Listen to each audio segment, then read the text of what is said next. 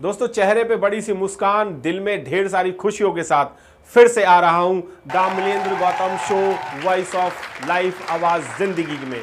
जैसे कि मैंने आपको कहा था कि हमारे साथ इस समाज की बहुत सारी दिग्गज हस्तियां यहां पर मौजूद होंगी और उन दिग्गज हस्तियों का जितना भी संघर्ष है, उन संघर्षों का मैं किस्सा ही नहीं हिस्सा भी हूं। और आज इसी हिस्से में हमारे साथ मौजूद होंगे एक बहुत बहुचर्चित, जिनके बारे में अगर कुछ कहा जाए तो शायद कम ही होगा। और मैं आपको ये भी बताना चाहूँगा कि अगर बात धर्म की आती है तो धर्म में जो उनका फेस देखने लायक होता है वो ज़बरदस्त होता है। 33 करोड़ एक तरफ और हमारे सतीश बौद्ध जी एक तरफ। तो मैं बुलाना चाहूँगा अपने दिग्गज गेस्ट को, सतीश बौद्ध जी को। यही वो दिग्गज हस्ती है जिनका नाम है सतीश बौद्ध जी और मेरे बड़े भाई हैं। जय भीम, नमो बुद्धाय सर, और आपका स्वागत है Damlendra Gautam show voice of life, आवाज़ जिंदगी की। सतीश जी, आपका स्वागत है बहुत बहुत। और आज तो आप बहुत अच्छे लग रहे हैं और बिल्कुल स्वस्थ लग रहे हैं। कोरोना से कोई परेशानी तो नहीं हुई सर? स्वस्थ लग रहा हूँ। एक्चुअली कोरोना के दौरान जो है हम परिवार के साथ घर में रहे और स्वस्थ इसलिए रहे क्योंकि खाने पीने का ध्यान रखा, स्वच्छता का ध्यान रखा और फिजिकल डिस्टेंसिंग मेंटेन की। उस समय पर हाथ धोते रहे जी। तो कोरोना काल में ये कुछ एक ऐसी चीज़ें थी जो स्वच्छता से संबंधित थी। तो बस इतना ही समझता हूँ मैं कि दूरी बनाई जाए, लेकिन इंटरनेट के माध्यम से, फेसबुक के माध्यम से और सोशल मीडिया या फिर आप जैसे यूटीवी के माध्यम से हम लोग जो है कनेक्ट रहे समाज के साथ, अपनी विचारधारा को लोगों तक पहुंचाते रहे जी। जहां हम व्यक्तिगत रूप से उपस्थित होकर के कैडर करते थे, वहीं यूटीवी के माध्यम से हम लोगों ने जो है। अच्छा, समाज भी क्या दूर रहा है इसमें? थोड़ा बहुत सामाजिक दूरियां तो बढ़ी हैं, ये तो सत्य है, क्योंकि फिजिकल डिस्टेंसिंग मेंटेन करना है, क्योंकि बीमारी से दूर रहना है। लेकिन मन तो मिले हुए हैं ना, जो हृदय में भाव हैं वो भाव कभी भी समाप्त ना तो हो पाएंगे ना कभी होंगे जी। अच्छा, मैंने ना टिकटॉक वगैरह पे बहुत सारी चीज़ें देखी थी कि उसमें ना ये दिखा रहे हैं कि कोई झाड़ू लगा रहा है, कोई बर्तन धो रहा है, कोई पोछा लगा रहा है और महीना बीत गया, 2 महीने बीत गए, वो परेशान हो रहे, अपने बाल खींच रहे हैं कि यार कब लॉकडाउन हटेगा और हम जाएंगे। क्या इस तरीके की आपने भी कुछ किया, कुछ पोछा लगाया हो, भाभी जी का हाथ बटाया हो? एक्चुअली ये तो बोलना सच सर, ये तो घर है और घर में जितनी जिम्मेदारी बच्चों की मम्मी की है उतनी ही जिम्मेदारी मेरी भी है, क्योंकि जिस घर में हम रह रहे हैं तो उसकी सफाई एक ही व्यक्ति क्यों करे? तो हम दोनों ने मिलकर जिम्मेदारी, केवल लॉकडाउन ही क्यों, हम तो रोजमर्रा के दिनों में भी एक दूसरे का हाथ बटाते हैं जी। और ये एकदम सत्य है और actually from the bottom of my heart मैं कह रहा हूँ कि ये सत्य है कि हम एक दूसरे के प्रति समर्पित हैं और एक दूसरे का सहयोग करते हैं, भले ही वो झाड़ू और पोछा ही क्यों ना। बिल्कुल। तो झाड़ू और पोछे से आपको कोई गुरेज नहीं रहा? कोई गुरेज नहीं, क्योंकि घर मेरा है और मैं अपने घर में रहता हूँ, तो सफाई करना मेरी जिम्मेदारी। बहुत बढ़िया, बहुत शानदार, बहुत ही बढ़िया। तो बहुत ज़बरदस्त तरीके से आपकी स्पीच होती है और समाज को जागरूक करने का आपका एक नया अंदाज है, नया तरीका है और उसको तो हम सभी लोग साधुवाद करते हैं आपके। ये जो फेस बनाने की एक्ट है, ये कहीं से सीखा है या ऑटोमेटिकली आ रहा है? ये एक्चुअली मैं बिहेवियरल साइंस पे काम करता हूँ जी। I am NLP certified trainer. तो neuro linguistic program, for this program actually I have been there in Bangkok में हम लोग गए थे, तो वहाँ से हमने ये कोर्स किया था, वहाँ से सीखा था। सो उसके बाद बहुत सारी चीज़ें ऐसी थी जो फेशियल एक्सप्रेशंस, इमोशंस हम लोगों को सीखने को मिला और किसी भी बात को किस ढंग से कहा जाए जो ज़्यादा प्रभावी हो, तो हमने सीखा। क्योंकि पिछले 18 सालों से मैं कॉर्पोरेट ट्रेनिंग में हूँ, तो जो कॉर्पोरेट में काम करने वाले मैनेजर्स, सीनियर मैनेजर्स या अपर लेवल या लोअर लेवल के जो एम्प्लॉयज़ हैं उनको ट्रेनिंग दे रहा हूँ कम्युनिकेशन स्किल्स के ऊपर, स्पेसिफिकली प्रेजेंटेशन स्किल्स के ऊपर, बिहेवियर ट्रेनिंग करते हैं, सेल्स ट्रेनिंग, मोटिवेशनल ट्रेनिंग। तो over a period of 18 long years मैंने सीखा है ये, और सीखने के बाद जब आप इसको एग्जीक्यूट करते हो तो आनंद आता है, मज़ा आता है करने में, क्योंकि केवल फेशियल एक्सप्रेशन ही नहीं, मतलब आपका hand gestures, leg gestures, the way you look at the people, the kind of gestures you are carrying, actually that makes your presentation more effective and impressive. तो सीखा है और सिखाया है, इस वजह से ये सारी चीज़ें आपको शायद नहीं, दिखाई देती ये चीज़ें तो हम भी सीख रहे हैं, जो आप ये इस तरीके के फेस एक्सप्रेशंस बनाते हैं ना, और बड़े ज़बरदस्त तरीके से, कभी हनुमान का बनाते हैं, कभी शिव जी का बनाते हैं, कभी शंकर गौरी पार्वती, ऑसम। और एक वो पूतनी मैया का तो मुझे बहुत अच्छा लगा, जो आपने 12 अक्टूबर 2019 में जो आपने वो किया था लाइव लॉर्ड बुद्धा में। जी। तो ये जानकारियाँ जो हैं वो एक्चुअल में आपको कहाँ से मिलती हैं? असल में ये जानकारी मैं बनाता नहीं हूँ, ये समाज है जो समाज हमें सिखाता है। समाज में ये सारी चीज़ें हो रही हैं। केवल अगर आप, कई ऐसे गांव हैं जहां एक मंदिर बनाया गया है, कुतिया का मंदिर है, वहाँ एक कुतिया की फ़ोटो लगी है, बाकायदा उसके ऊपर लोग प्रसाद चढ़ा रहे हैं, फूल चढ़ा रहे हैं। तो जैसे अभी बताया, नहीं तो जानवरों का भी होता है, ऐसे ही होता है। हाँ, एक मोटर गायें तो सुनी है मैंने, गायें सुनी है, बैल सुना है। हाँ, माता कुतिया की जय, मूतनी मैया की जय।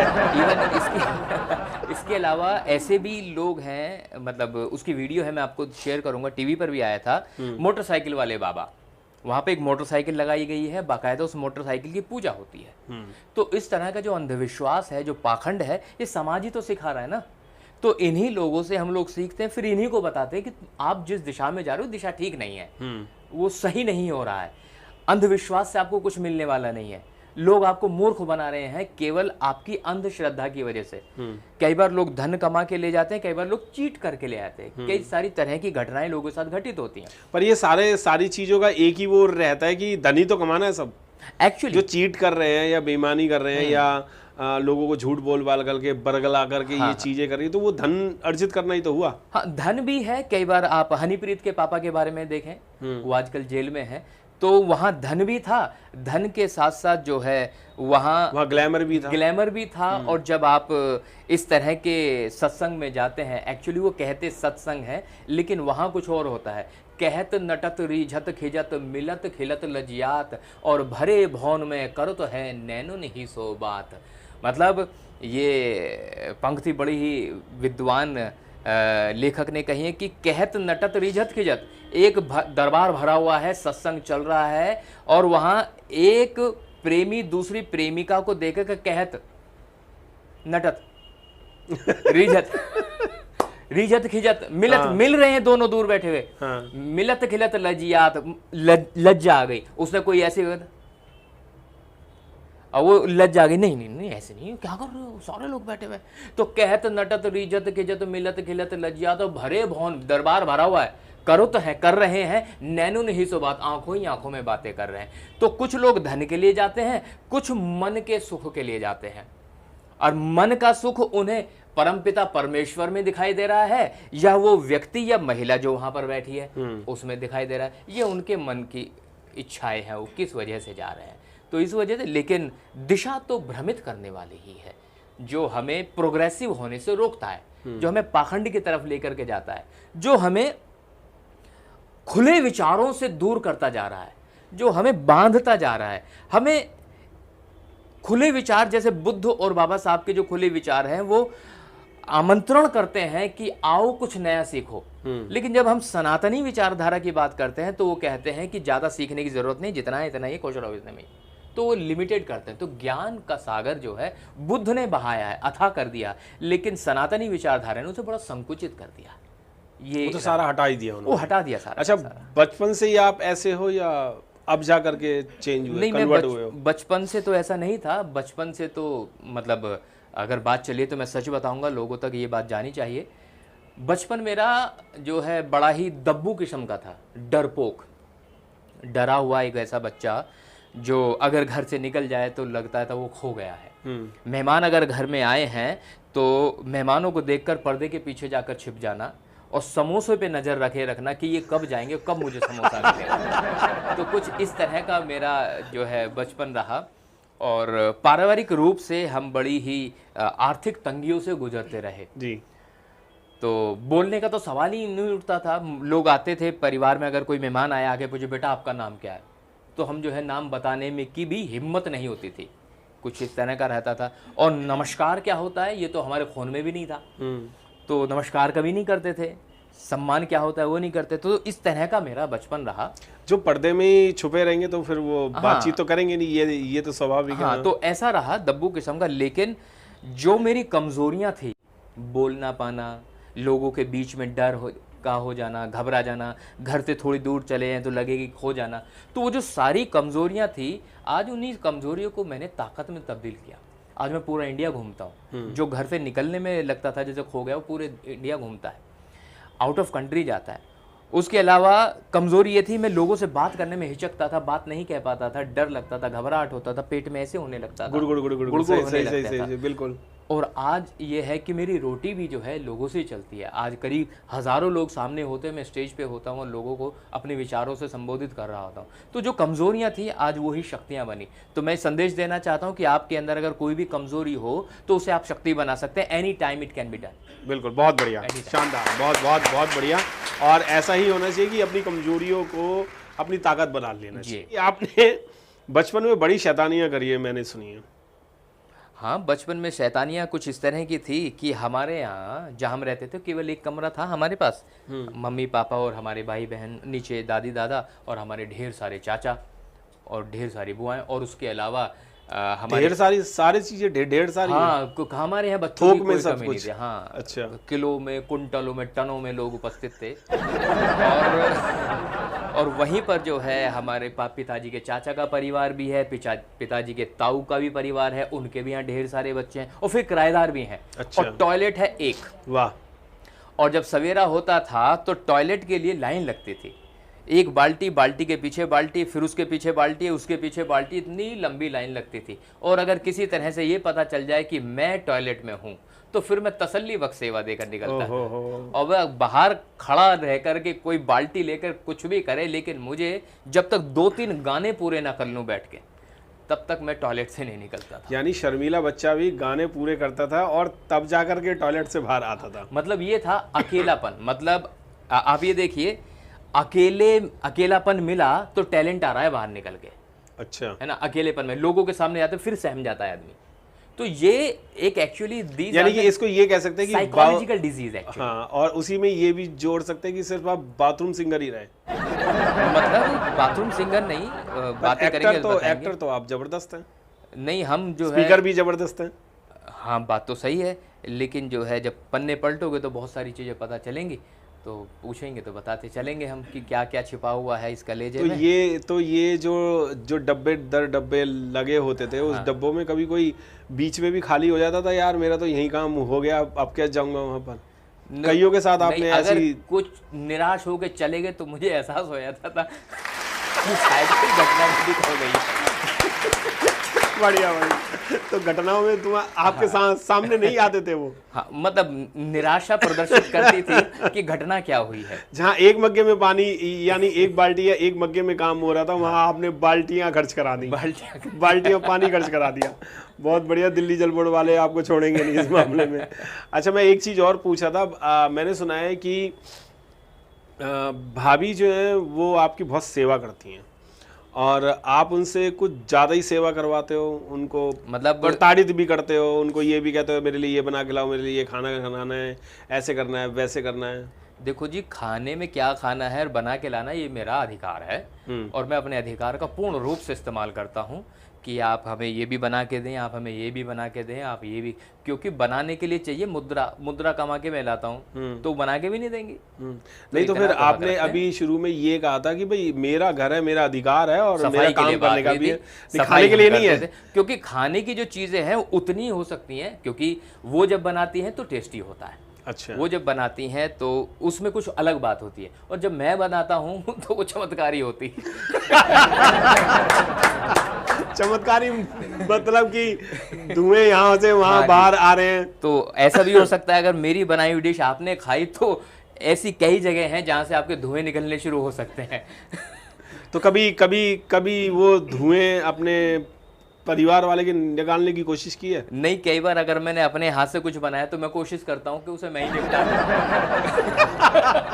यानी जो धुआं है वो पहले मैं ही बाहर निकाल लूं। दूसरों को परेशान नहीं करना चाहता मैं, क्योंकि मेरी बेटियां बड़ी छोटी हैं और अगर मैंने उन्हें अपनी बनाई हुई चीज खिला दी, कहीं ऐसा उनकी तबीयत खराब हो जाए तो एक्सपेरिमेंट में उनके लिए एक्सपेरिमेंट नहीं है, वो आप खुद ही करें तो बढ़िया, मुझ पे भी मत करना कभी। मैं नहीं करवाऊंगा कभी ये एक्सपेरिमेंट। अच्छा, मैंने सुना है आपकी लव मैरिज हुई है? लव अरेंज आप ऐसे कैसे हैं। लव भी मतलब ऐसा नहीं था कि हम कभी कहते मैं तुमसे बहुत प्यार करता हूँ, मैं तुम्हारे जी नहीं पाऊंगा भाई, मुझसे मिल लो, कर लो, कुछ कर लो, मेरा ऐसा भी सोना, नहीं मेरा था। बाबू, पर कभी हाँ, इस तरीके से हम लोग साथ थे, हम लोग साथ मिशन चलाते थे, ऐसा था। और डिसीजन ये था कि अगर हम लोग एक साथ रहेंगे तो मिशनरी होने के नाते हमारे जो बच्चे होंगे वो 24 कैरेट गोल्ड बुद्धिस्ट होंगे, क्योंकि मैं भी मिलावटी हूँ। बहुत बढ़िया। नहीं, मिलावटी मतलब? मिलावटी मतलब मैं चमार था। अच्छा, हाँ थे? था, अब नहीं है? अब नहीं हूँ, क्योंकि जब मैं पैदा हुआ, मतलब मैं एक व्यवस्था से बड़ा ही खफा हूँ। जब एक बच्चा पैदा होता है तो वो एक मांस का लोथड़ा है, उसकी सोचने की, समझने की कोई क्षमता नहीं है, बिल्कुल नहीं है। वो कुछ नहीं कर सकता। ऐसी स्थिति में हमारे माँ बाप उस पर ठप्पा लगा देते हैं, एक तो तुम हिंदू हो, ऊपर से चमारो, या तेलियो, तमोलियो, खटीको, धीमरो, चूड़े, चमार, अहीर, महार, लोहार, कुर्मी, दुनिया भर की जातियां, जी। एक तो हिंदू बना दिया, ऊपर से जो है जाति का ठप्पा लगा दिया, जबकि वो बच्चा जानता भी नहीं है। मैं ये कहना चाह रहा हूं कि उसे जाति भी दो, उसे धर्म भी दो, लेकिन उसे इस लायक तो हो जाने दो कि वो सोच सके, समझ सके। बिल्कुल। कम से कम उसके विचार डेवलप हो जाए।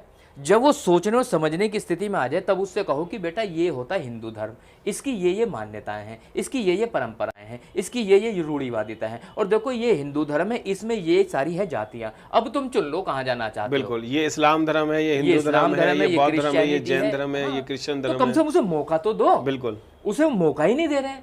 बिना मौका दिए उसको जबरदस्ती उसके हलक में ठूंस दिया कि तुम इसी धर्म के हो, और उसके खून में घुस जाता है कि मतलब शरीर के हर जगह से निकलने लगता है कि मैं हिंदू, मैं चमार, मैं चूड़ा, मैं ये, मैं वो। भाई क्यों जबरदस्ती क्यों करी उस बच्चे के साथ?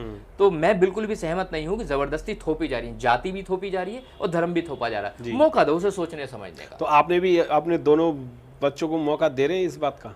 हाँ, बहुत कहीं वो अच्छी बात। ये ना कहें कि भाई मुझे बौद्ध धर्म में आपने क्यों घुसा दिया? हाँ बिल्कुल ठीक कह रहे हैं आप।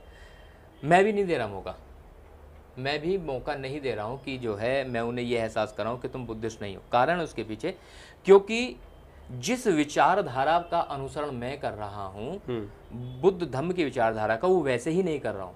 वो इसलिए कर रहा हूँ क्योंकि हम सबके पितामह बाबा साहब डॉक्टर भीमराव अंबेडकर ने अध्ययन करके पहले ही साबित कर दिया कि सबसे सच्चा और सबसे अच्छा मार्ग यही है। तो मेरी औकात क्या है उनके द्वारा दिए गए मार्ग में टीका टिप्पणी करने की? बहुत बढ़िया। मेरी औकात नहीं तो मेरी औलाद की क्या औकात हो सकती है? बिल्कुल, यानी कि आप ये कहना चाह रहे हैं कि मैं वो भ्रमित समाज नहीं दे रहा, वो धर्म नहीं दे रहा, वो धर्म नहीं दे रहा, वो जाति नहीं दे रहा। हाँ। जो एक्चुअल में जो सही मार्ग है, आप वो मार्ग पे अपने बच्चों को अनुसरण करने के लिए कह रहे हैं। सत्य की बात बता। बुद्ध बात ही सत्य की कर रहे हैं। अगर बुद्ध की बात करें, मैं बुद्ध से इतना ज्यादा प्रभावित हूं कि बुद्ध की जो पारमिताएं हैं, पारमिता में सबसे पहली पारमिता है दान पारमिता। दान पारमिता ये सिखाती है देना, देना। अब देना बुद्ध ने बताया, इतना बड़ा सिद्धांत कैसे है। सूर्य रोशनी देता है, धरती उर्वरक शक्ति देती है, पेड़ पौधे फल फूल सब्जी दवाइयां और ऑक्सीजन देते हैं, माँ बाप जन्म देते हैं, ये वाली लाइट रोशनी दे रही है, ये पंखा हवा दे रहा है।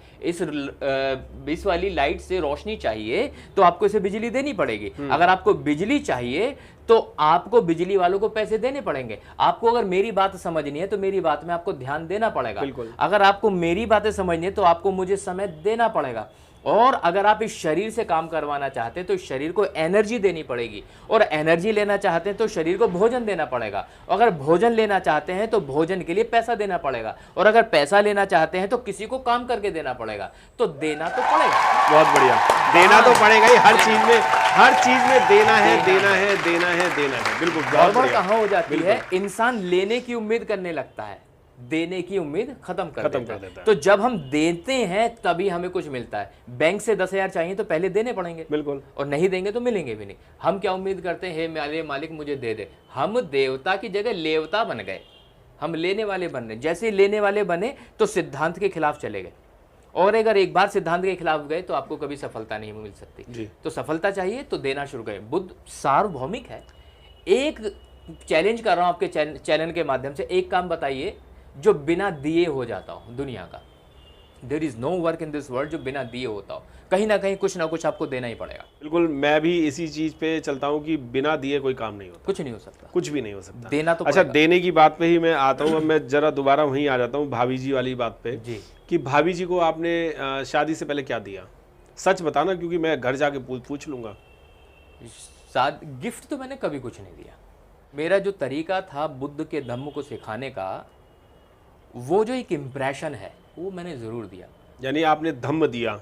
हाँ, करवा चौथ पे साड़ी नहीं दी? हालांकि धम्म वो पहले से समझती थी उनके, वो मैं तो फिर भी बाद में बुद्धिस्ट बना, वो मुझसे पहले बुद्धिस्ट बन चुकी थी, लेकिन फिर भी बुद्ध के धम्म को समझकर किस तरह से समझाया जाए, वो एक जो प्रेजेंटेशन थी, जो एक प्रेजेंस ऑफ अंडरस्टैंडिंग थी ना, वो मैंने जो है दी, उससे वो प्रभावित हुई जी। हाँ, तो ये मैंने शायद दिया, लेकिन मैंने कभी साड़ी दी हो, कभी गिफ्ट दिया हो, कभी नहीं, ऐसा कभी कुछ चलो अभी जान लेंगे वो, जब मैं जाऊंगा जब, तो भाभी जी से भी बात करूंगा। और जब भाभी जी की बात आई है तो फिर मैं आपके लिए एक गिफ्ट लेके आया हूँ जी। और मैं आपको किसी से मिलवाना भी चाहूँगा कि आपके बहुत ही ज़्यादा नियरेस्ट रहे हैं वो। ओके। और आप खुद ही बताना कि नियरेस्ट में कहाँ तक रहे हैं। अच्छा। और भाभी जी से घर जा कर के मैं ये ज़रूर पूछूंगा कि साड़ी करवा चौथ पे कितनी बार ली। तो मैं बुलाना चाहूँगा कि अपने दूसरे गेस्ट को, जो वो पोल जो खोलेंगे, सर की कैसी पोल खोलेंगे, आइए जानते हैं कि वो अब हमारे गेस्ट कौन है। और मैं चाहूँगा कि उन गेस्ट के लिए आप जोरदार तालियां बजाएं। हमारे दिग्गज दूसरे गेस्ट जो हैं वो हैं सरिता बौद्ध जी और सतीश बौद्ध जी की वो वाइफ है और हमारे साथ आई है और आपका बहुत बहुत स्वागत है। और आज इनकी पोल खुलवाने के लिए मैंने आपको यहाँ बुलाया है। प्लीज़ आप दोस्तों, हमारे साथ है सतीश बौद्ध जी की वाइफ सरिता बौद्ध जी। बिल्कुल, नाम भी एक से ही है और काम भी एक से ही है। और जानने की कोशिश करते हैं कि इनके और काम क्या क्या हैं और क्या क्या इन्होंने नादानियाँ की हैं, क्या खट्टी मीठी इनकी बातें, उनकी भी जानने की कोशिश करते हैं। जय भीम, नमो बुद्धाय, द मिलिंद्र गौतम शो में आपका बहुत बहुत बहुत स्वागत है। और मुझे बहुत खुशी हो रही है कि आप दोनों को शायद मैंने पहली बार बुलाया।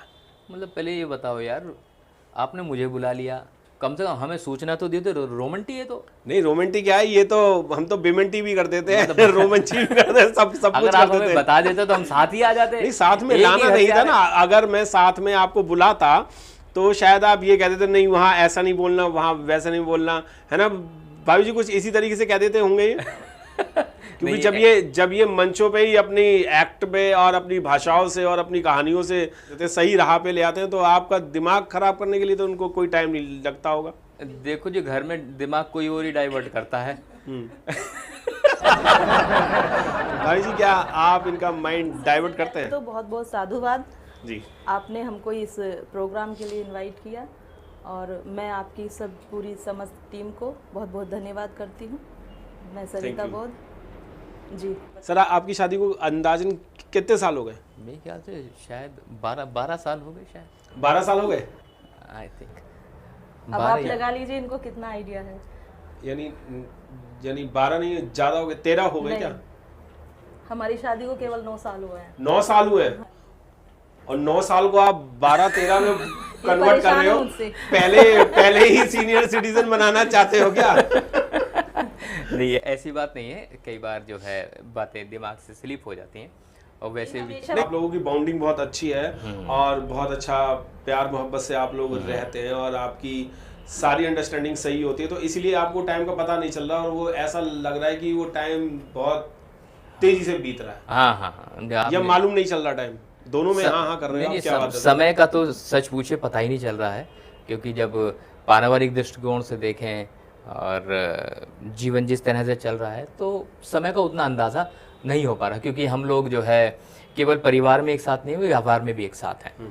जो हम लोग मिलके जो है बिजनेस कर रहे हैं, और तो वक्त का उतना अंदाज़ा नहीं रह पाता, कई बार तो दिमाग से स्लिप हो जाती है चीज़। तो पैसे दोनों कमाते हो आप? नहीं, कमाती तो यही है, काम मैं करता हूँ। तो फिर आप खाना क्यों नहीं, ये खाना नहीं बनाते? नहीं, खाना बनाते अभी ये कह रहे थे कि मैं जब खाना बनाता हूँ तो धुएं निकलते हैं और खाना बनाने का काम जो है वो मैडम का है, मेरा नहीं है। नहीं, जैसे किचन में जाते हैं तो बड़ी वाली बेटी का नाम है विपश्यना बौद्ध। अच्छा, वो इशारों से कहते हैं विपश्यना बौद्ध। अरे वाह, बहुत बढ़िया। और छोटी बेटी का नाम है दीक्षा बौद्ध। दीक्षा बौद्ध। तो जैसे सतीश जी किचन में होते हैं तो वो इशारे से करते हैं, मम्मा जाओ कर देंगे वरना बहुत बढ़िया। ऐसा हमेशा नहीं होता है, खाना टेस्टी भी बनाते हैं बट वैसा नहीं है। तो ये ना बनाने के लिए कहीं काम चोरी वाली बात तो नहीं कर जाते कि भाई मैं ज़्यादा बनाऊँ, मैं अच्छा टेस्टी खाना बना दूंगा तो फिर बार बार मुझसे कहा जाएगा कि ये बनाओ, वो बनाओ, ऐसा बनाओ, ये वाला बना दो। वो मतलब ऐसा हो जाए कि गए थे जो है नमाज पढ़ने, रोजे गले पड़ गए। बहुत बढ़िया, मैं एक चीज और पूछना चाहूँगा, कभी इन्होंने आपको गिफ्ट वगैरह दिए हैं? नहीं, कभी नहीं। देते? गिफ्ट नहीं देना और बर्थडे भूल जाना, इवन बच्चों का बर्थडे भी अगर है तो वो माइंड में नहीं रहता है। हाँ, इतना जरूर रहता है कि मिशन का काम है और वो प्रोग्राम है, वहाँ जाना है, उसको डायरी में भी नोट करना है। तो ये मेरी शिकायतें हैं। हाँ, गिफ्ट मैं बता देता हूँ। गिफ्ट, मेरी 2 बेटियाँ हैं, विपशना बौद्ध और दीक्षा बौद्ध। इनसे बड़ा कोई गिफ्ट हो सकता है? नहीं, वो तो खैर है ही, वो तो अनोखा गिफ्ट है, वो तो बहुमूल्य गिफ्ट है। इनके पास 2 मकान हैं जो हमारी गाड़ी कमाई से हमने खरीद के इन्हें दिए हैं। क्या वो गिफ्ट नहीं है? गाड़ी कमाई या गाड़ी कमाई? गाड़ी अच्छा, एकदम गाड़ी, मेहनत की कमाई से। अच्छा। कंसंट्रेटेड फॉर्म में। क्या वो गिफ्ट नहीं है? क्या वो चंद रुपए की एक साड़ी देना ही गिफ्ट है? मुझे इस बात का तनिक भी गुरेज नहीं है कहते हुए कि जब आपको 1 करोड़ रुपए का घर मिल जाए वो ज़्यादा बेहतर है या 1000 रुपये की या 2000 की साड़ी? आप पूछें जरा इनसे। हम चाहें कि एक जवाब तो आए जरा यहाँ से, तो बताइए जी, आप बताइए। नहीं, घर देखिए, घर जो है वो मेरे लिए बहुत बड़ा गिफ्ट है। जो एक सबका सपना होता है कि एक अपना घर होना चाहिए, और आज के टाइम में अपना घर होना बहुत बड़ी बात है। बहुत बड़ी बात है। तो ये मेरे लिए बहुत खुशी की बात है। और देन जो इन्होंने कहा प्रॉपर्टी, जितनी भी इनकी प्रॉपर्टी है वो मेरे नाम है। ये भी एक सच है। अब आप देखो, फिर तो सूट पैंट कमीज जीन्स ट्राउजर मुझे वगैरह कहना चाहिए, उल्टा मुझे- आपको देना चाहिए इन्हें। और ये मजाक नहीं है, ये यही सत्य है। यही सच है। मुझे तो किसी दिन कमंडल हाथ में दे देंगे ये, और मुझे चीवर पहनना पड़ जाएगा, बाल मुड़वा के और कोई चीवर रास्ता पहना नहीं के बचेगा। भेज देंगे। नहीं, ऐसा आ हो जाओ। जाता है। इवन सभी फैमिली में होते हैं छोटे मोटे जी झगड़े। जी। तो जैसे बोल देते हैं, मैंने कहा मैं जा रही हूँ, फिर कहते हैं जाओ। फिर मुझे लगता है, मैंने कहा आप चले जाओ। मेरा तो घर है, तुम्हारा नहीं है, तुम जाओ। बढ़िया। मुझे कहाँ जाना है, मेरे पास शादी है, मैं किधर सही बात है। नहीं, मैं एक दिन जो है नीचे संगाराम में आ जाऊंगा, रोटी इस वाले घर से मिल जाएगी। बहुत बढ़िया, बहुत बढ़िया। बस सतीश बात जी, मैं तो ये सोच रहा था मेरे ही खाने के बांधे पड़े हुए हैं आप, और जो मेरे को रूखा सूखा मिलता है वो भी ले जाओगे आप। पर ऐसी बात नहीं है, आप आइए, आपका स्वागत है। और भगवान बुद्ध और बाबा साहब की अनुकंपा इतनी है कि मैं तो मंचों पे भी खड़े होकर कहता हूँ कि मुझसे रईस आदमी कोई नहीं, क्योंकि जब इन दोनों का ज्ञान है, बुद्ध और भीम का ज्ञान है, तो हम हर काम कर सकते हैं सब। एब्सोल्युटली। पैसा भी कमा सकते हैं, दौलत भी कमा सकते हैं, इज्जत भी कमा सकते हैं, और खाने पीने के लिए अपना धन भी अर्जित कर सकते हैं। जी हाँ, बिल्कुल कर सकते हैं। मैं आपसे एक चीज़ और जानना चाहूँगा कि आपकी लव मैरिज हुई है, तो पहले प्रपोज आपने किया था या सतीश जी ने किया था? नहीं, प्रपोजल नहीं था, प्रपोजल मम्मी का था। अच्छा, इनका मम्मी ने नहीं था। प्रपोज कर दिया आप हाँ दोनों जी। को? एक्चुअली शादी की उम्र थी इनकी, और हम एज ए मिशनरी काम कर रहे थे। अच्छा। तो मम्मी ने पूछा इनसे कि भैया शादी करनी है। मतलब मेरी मम्मी ने? इनकी मम्मी ने। आपकी सासू माँ ने? हाँ जी, मेरी सासू माँ ने। तो कोई अगर आपकी नॉलेज में कोई है तो आप बता दो। जैसे होता है किसी को लड़का है या लड़की, आज के टाइम में अपना कोई पार्टनर है, पता नहीं। लड़का इनके लिए भी दोबारा देख रहे थे क्या? नहीं, सर, वो मेरी आदतें ठीक हैं। कानून में अब जाकर के तब्दीली हुई है, पहले नहीं थी उस टाइम पे, 9 साल पहले ऐसा कुछ नहीं। लड़का भी ढूंढ रही थी आपकी सासू माँ? नहीं, इनकी जो सिस्टर है, अच्छा। उनके लिए वो लड़का ढूंढ रही थी और इनके लिए लड़की। अच्छा। तो नहीं, मैं तो बातों को पूरा Actually, क्लियर कर लेता हूँ। मेरी और मेरी बहन की जो शादी थी, मेरे को फिर थोड़ा सा एक और साथ दूर हुई। बैठना पड़ेगा, क्योंकि मेरी तो ऐसी आदत है नहीं। दोनों भाई बहन की शादी साथ में हुई थी। जी। हमारी शादी 8 दिसंबर को हुई थी और सिस्टर की शादी 10 दिसंबर को।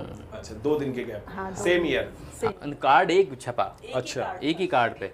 मतलब हम शुरू से विश्वास करते हैं कि जो है व्यर्थ के फिजूल का खर्चा क्यों किया जाए। बहुत फालतू बढ़िया, पैसा भी खर्च अच्छा है। नहीं। हाँ, मतलब मैंने शादी करनी थी, फिर उसके बाद दावत देनी थी। बहन की शादी हुई थी, दावत उसमें भी होनी थी। मैंने कहा एक दावत कैंसिल करो, शादी जो है एक दिन के भी गैप में करो। तो क्या हुआ, जो 2-4 लाख रुपए खर्च होने तो हमने बचाए, उसमें क्या आपत्ति थी। तो एक दिन का गैप करके फिर जो है शादी। दोस्तों, मैं एक चीज़ और बताना चाहूँगा कि पहले हमारे पास खाने पीने, ओढ़ने, पहनने, चलने फिरने का भी अधिकार नहीं था। खर्च करने की तो बात भी छोड़ो। आज हमारे यहाँ पर जो शादियाँ भी होती हैं ना, तो वो लाखों में और करोड़ों में होती हैं। और आज तो हमें बाबा साहब ने इतने अधिकार और इतना सक्षम कर दिया है कि लाखों नहीं, अब तो करोड़ों में शादियाँ होती हैं। और कोशिश ये करेंगे कि हमारे सभी जितने भी बच्चे हैं या जितने भी युवा हैं उनके ज़बरदस्त और शानदार शादियाँ हुआ करें। और लोग तो घोड़े पे बैठने के लिए मना करते हैं, मैं तो कहता हूँ हाथियों पे बैठ बैठ के। तो शादी की बातचीत चल गई आपकी, और चलने के बाद फिर बीच बीच में बातचीत होती थी, क्योंकि असल में मिशन में तो आप पहले से काम करते थे दोनों। जहाँ तक सवाल शादी का है तो मैं आपको बताना चाहूँगा, शादी से पहले ही हमारी कई बार शादी हो चुकी थी। हैं? हाँ, घर वालों को धोखा दे देते थे। एक्चुअली हुआ क्या, हम लोग एक प्ले करते थे, वो सम्राट अशोक पर आधारित था। हम लोग सम्राट अशोक की कहानी को मंच पर प्रदर्शित करते थे। तो उसमें मैं कैरेक्टर प्ले करता था सम्राट अशोक का, और आप कैरेक्टर प्ले करती थी महारानी विदुषा का। विदिशा का। तो उसका जो स्क्रिप्ट पूरा होता था, तो अंत में सम्राट अशोक को अपनी तलवार को त्याग करके बुद्ध का धम्म अंगीकार करना था। तो उसमें एक शॉट आता था कि सम्राट अशोक और महारानी विदुषा एक साथ हैं, और भंते मोगालीपुत्तिस जिन्होंने बुद्ध का धम्म दिया था सम्राट अशोक को, तो हमारे भिक्षु हुआ करते थे जो मेरे धम्म गुरु हैं, महापरिनिर्वाण प्राप्त भदंत पुण्य धम्मा जी। तो हमेशा हम उन्हीं को आमंत्रित करते थे। तो वो मंच पे आते थे और वो बैठते थे, फिर हम दोनों मैं शस्त्र त्यागता था, हम दोनों एक साथ बैठते थे। फिर वो हमें 30 हरण पंचशील देते थे और धम्म का दान हमें देते थे। तो ये आप कभी तुलना कीजिएगा, जब विवाह होता है बौद्ध रीति रिवाज से, तो वहाँ भी 30 हरण पंचशील होते हैं, होता है बिल्कुल, है ना। तो हमें भी वही दिए जाते थे। तो हमने जितनी बार जो प्ले किया उतनी बार हमें वो जो है धम्म हमें मिला। तो मुझे ये कहने में कोई गुरेज नहीं है कि विवाह से पहले हम उस पद्धति से कई बार गुजरे। तो इवन मेरे मायके में जो प्ले हुआ था वहाँ भी यही सिस्टम हुआ था। तो वहाँ तो ये सब लोगों ने अफवाह फैला दी कि इन्होंने अपनी बेटी की शादी रात प्रोग्राम में कर दी। बहुत बढ़िया। हाँ, तो ये तो और अच्छा था कि भाई आपके और 4-5 लाख रुपए बच जाते। तो ये काम तो हो जाना चाहिए था। एक्चुअली ये हो जाना चाहिए था। मैंने इनके भाई को कहा भी था, धम्म विजयदशमी का कार्यक्रम था हमारा, और बड़ा शानदार प्रोग्राम गाजियाबाद में हमने रख रखा था। तो मैंने कहा था कि प्रोग्राम हमारा है, हम यहाँ पे प्ले भी कर रहे हैं और वो होना ही है, तो एक काम करते हैं, दोनों परिवार को यहीं बुला लेते हैं और ख़त्म करते हैं इस काम को। बट इनके जो बड़े भाई थे वो कहने लगे कि जो है इस तरह से ठीक नहीं लगता, सामाजिक रूप से थोड़ा सा हमें मालूम जो है भी चलना करना चाहिए। हाँ। तो हमने भी सहमति दी, ठीक है। अदरवाइज मैं तो इस पक्ष में था कि why to waste so much of amount of money, काय को वेस्ट किया जाए। लेकिन फिर भी हाँ, बट उनकी बात है। नहीं, पर जब बाबा साहब ने दे दिया तो फिर तो खर्च करना चाहिए था ना। हाँ, जहाँ जरूरत होती है वहाँ खर्च कर देना चाहिए। बिल्कुल बिल्कुल, जहाँ जरूरत ना हो वहाँ करना चाहिए। बिल्कुल, हाँ, ये बात मैं मानता हूँ आपकी। अगर जरूरत नहीं है तो नाहक फिजूल खर्ची से मैं बचता हूँ। अच्छा, दोनों आप एक्ट करते थे और उस एक्ट में इनकी थोड़ी सी वो चेंज ये हो गई कि इन्होंने शंकर जी का रोल बहुत अच्छा प्ले करते हैं। तो उस शंकर जी का रोल जो है वो घर में भी प्ले होता था क्या? यस, होता था। तो सर मैं अपने दर्शकों को बताना चाहूँगा कि वो जो शंकर जी का प्ले करते थे, कुछ लोगों ने देखा भी होगा, पर मैं ये जानता हूँ कि बहुत सारे लोग अभी अनछुए रह गए होंगे उनका वो शंकर का रोल सुनने के लिए या उनकी वो भाषा सुनने के लिए। सर 1 मिनट में वो कहानी मैं जानना चाहूँगा कि शंकर जी की वो क्या कहानी थी, वो जो लोग आपका फेस देख करके और अपना धर्म छोड़ दिया करते थे और बौद्ध धर्म में या यानी हिंदू धर्म छोड़ दिया करते थे, ऐसा क्या था वो? एक्चुअली एक बार क्या हुआ, एक ऐसा त्योहार आता है इन सनातनियों में कि एक महिला को पूरे दिन भूखा रहना पड़ता है और शाम को फिर जो है उसे खाना खाना पड़ता है। तो उसके भूखे रहने और खाना खाने से इतनी एनर्जी पैदा हो जाती है कि उसका जो पति है उसकी उम्र बढ़ जाती है। अच्छा। तो वो पति की उम्र को बढ़ाने के लिए उस तथाकथित व्रत को वो महिलाएं रखती हैं। तो क्योंकि सनातनी विचारधारा मेरे परिवार में भी थी, तो वो दिन आया। अब उस दिन तो जो है मेरे घर में भी वो मनाया जा रहा था। अच्छा, तब तक मेरी शादी हुई नहीं थी। अच्छा। मैं अपने घर में था। मैं जो है एक अपने बेड पर लेटा हुआ हूँ और मेरी माँ मेकअप करके एकदम तैयार, और मेरी चाचियाँ भी वहाँ आ गई और जो आसपास की महिलाएं थी वो भी वहाँ पर आके बैठ गई और उन्होंने कथा पढ़नी शुरू की। वो एक किताब ले रखी थी, ऐसे खोलते थे पन्ने, उसमें वो पढ़ रही थी। उसमें जो कहानी लिखी हुई थी वो कहानी है। उसमें क्या हुआ कि एक बार मम्मी नहा रही थी। मम्मी नहा रही थी, नहाने से पहले मम्मी ने अपने बच्चे से कहा, रे सुन रे यही खड़ा रहिए, नहाने जा रही हूँ। ठीक है मम्मी, यहीं खड़ा रहूँगा। और वो वहाँ पे खड़ा हो गया। अब वो मम्मी अंदर नहा रही है, लड़का बाहर पहरेदारी कर रहा है। इतने में एक अजीब सा आदमी आया, उसने एक औजार ले रखा था, वो एक लोहे का सरिया है, उसके ऊपर ऐसे करके यूँ लगे हुए तीन तीर बने हुए। हाँ, तीन तीर बने, ऐसा औजार ले रखा उसने। अब उसने कुछ सांप गले में डाल रखे हैं, जैसे सपेरे लोग रखते हैं, मोटे मोटे इतने बड़े बड़े मोतियों की माला है। अजीब सा चेहरा है उस आदमी का। अब वो आया, आके कहने लगा, अरे बैठ, अंदर जाने दे मुझे। अरे सुन, कौन है, अंदर कैसे जाएगा भाई, मेरी मम्मी अंदर ना रही है। भाई हटा, तेरी मम्मी, वह घरवाली है मेरी।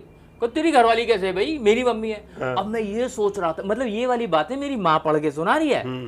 अब मैं ये सोच रहा हूँ, वो जो बच्चा ये कह रहा मेरी मम्मी अंदर नहा रही है, अब बाहर खड़ा हुआ आदमी कह रहा मेरी घरवाली है, और ये दोनों एक दूसरे को जानते कौन नहीं।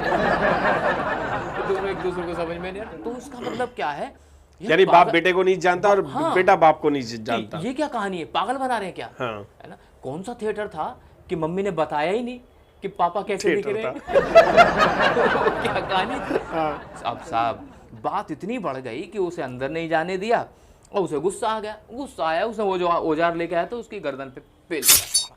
अब गर्दन पे वो लगा, खटाक से कट के गर्दन नीचे गिर गई।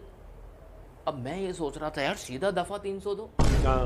वो बच्चा ही तो था, बच्चा ही था, चाटा हत्या का मार केस लग देता, गया। थप्पड़ मार देता, गोटे मार देता, साले को देख कर मार देता, कुछ तो कर, जान से मार दिया। मुझे तो जो है तुरंत बाबा साहब डॉक्टर भीमराव अंबेडकर के द्वारा प्रतिपादित संविधान का ज्ञान हुआ। मैंने कहा अगर ये आदमी आज की डेट में ऐसा कर दे तो सीधा जेल में आया था, दफा 302 में। खैर इतनी देर में मम्मी मेकअप करके बाहर आ गई। मम्मी कहने लगी, तुमने तो मेरा बच्चा मार दिया। क्यों ना हमारा बच्चा, तूने बताई क्यों ना पहले? यानी बाप को यही नहीं पता था मेरा बच्चा भी भी है। है। अच्छा, उसे यही नहीं पता कि मेरा बच्चा है, और उसे मैंने ही मार दिया। अब वो तो रोने लगे ना, मेरा बच्चा, अब मेरे लंबे लंबे बालों वाले लाल। अरे चुप हो जा, बचा रहे हैं भी, नो जी इसका कुछ करो, इसे बचाओ। अब उसको बचाने के लिए उसने फिर औजार उठाया और वो जंगल में चल गया। घर वाली सोच रहे पागल आदमी, यहाँ पे बच्चा पड़ा है, यहाँ गर्दन कटी पड़ी है, यहाँ शरीर कटा पड़ा है, ये जंगल जा रहा, न जाने क्या करेगा। अब इतने में वो जंगल में गया तो जंगल में देखा कि एक हाथी का बच्चा सोया हुआ है, और हाथी के बच्चे की जो मम्मी है वो भी सो रही है, लेकिन दोनों ने एक दूसरे की तरफ ऐसे पीठ कर रखी है। अच्छा। अब उसने फिर औजार उठाया, अब की बार बच्चे की गर्दन काट दी, हाथी के बच्चे की गर्दन काट दी। अब इसे देख के भी मुझे तुरंत बाबा साहब डॉक्टर भीमराव अंबेडकर का संविधान याद आया। एक काले हिरन को मारने के लिए सलमान खान आज तक चक्कर काट रहा कोर्ट के। बिल्कुल। तो इसका कौवा बना देते इस आदमी का, वो उसकी जमानत भी नहीं होती, क्योंकि ऐसे आदमी की कहाँ जमानत हो रही है। बिल्कुल, दो हत्याएं कर दी, दो हत्याएं कर दी। अब उसने तो लेके बच्चे की गर्दन ऐसे हेलमेट रखते जैसे, हाँ, यूं लगा के हेलमेट, जो यूं औजार लेके जो चला, जब म्यूजिक के साथ वो चलता रहा, नीचे दिमाग में पिक्चर बनाओ, सूंड नीचे लटक रही है, गर्दन कटी, खून टपकता जा रहा। सोचो कितना निर्दयी आदमी था, उसकी निर्दयता देखिए। एक छोटे से हाथी के बच्चे की गर्दन को ऐसे दबा के ला रहा। चलो जी ले आया। अब मम्मी भी वहीं पर है, बच्चे का धड़ इधर पड़ा हुआ है, गर्दन इधर पड़ी हुई है। अब सिस्टम लगा रहा वो कौन सी औषधि थी, ईरानी लगाई, यूनानी लगाई, या एलोपैथिक के साथ होम्योपैथिक भी पेल दी, न जाने क्या किया। उस बच्चे की इतनी सी गर्दन पे हाथी की इतनी बड़ी गर्दन फिट कर दी। हाथी की गर्दन लगा दी उस बच्चे की गर्दन पे। मैंने कहा चलो यार, ऐसे होना तो नहीं चाहिए। यानी कि हम ये समझ सकते हैं कि इस तकिया पे उंगली लगा दी। हाँ। यानी ये हाथी की गर्दन, हाँ, और ये बच्चे की गर्दन, और यहाँ ये कैसे फिट कर दिया सर? अब वो जो फिट हुआ तो सबसे पहले मैं ही सोचने लगा, चल भाई यार, इतना बड़ा चिकित्सक था, शल्य चिकित्सा कर दी, तो यार एक काम करता, हाथी की को मारा था, वो बच्चे की गर्दन भी तो वहीं पड़ी। बिल्कुल बिल्कुल, बहुत बढ़िया। उसे सेट कर, बच्चे को ही लगा देते तो बहुत बढ़िया था। हाँ, उसे सेट कर देते तो बच्चा इंसान को रहता। अब वो बच्चा ना तो इंसानों में छोड़ा, ना जानवरों में छोड़ा, अब मैंने कहा चलो भाई ये वाली बात ख़त्म हुई। तो लेकिन बात मैंने टीवी पे भी देखा, इस तरह का बच्चा जो है, सपोज करो मेरी गर्दन काटो यहाँ से, अब इस गर्दन को काट के हटाओ और एक कुत्ते की गर्दन काटो, अब वो यहाँ पे लगा, हालांकि फिट नहीं होगी, चलो मानो फिट हो गई। अगर यहाँ फिट हो गई और वो मिलेंदर गौतम शॉ में आया आदमी, यहाँ पे कुत्ते की गर्दन लगी है, अब मुझे जय भीम करना है